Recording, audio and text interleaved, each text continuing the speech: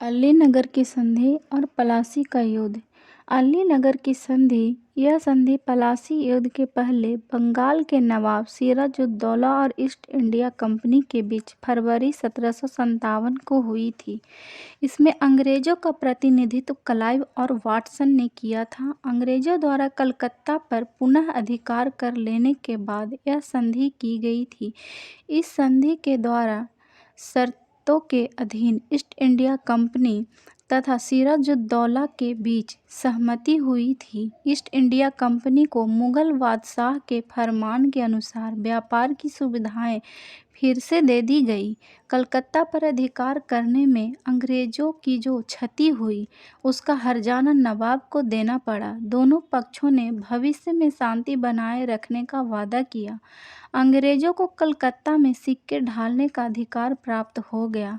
अलीनगर की संधि के शीघ्र बाद ही क्लाइव ने चंद्रनगर पर आक्रमण करके उस पर भी अधिकार कर लिया। इस संधि का महत्व इसलिए भी है कि अंग्रेजों ने सिराजुद्दौला के खिलाफ युद्ध के लिए तत्कालीन कारण के रूप में अलीनगर की संधि के उल्लंघन को ही मुद्दा बनाया था। प्लासी का युद्ध।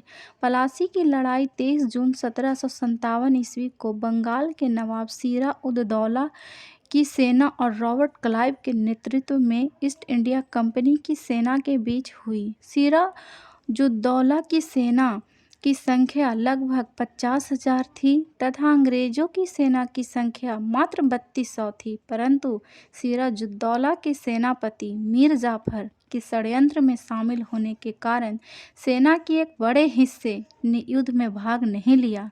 जब सिराजुद्दौला को पता चला कि उसके बड़े बड़े सेना नायक मीर जाफर तथा दुर्लभ राय विश्वासघात कर रहे हैं तो वह अपनी जान बचाकर युद्ध क्षेत्र से भाग गया। युद्ध क्षेत्र से भागकर सिराजुद्दौला मुर्शिदाबाद पहुंच गया और वहां से अपनी पत्नी के साथ पटना भाग गया। कुछ समय पश्चात मीर जाफर के पुत्र ने सिराजुद्दौला की हत्या कर दी।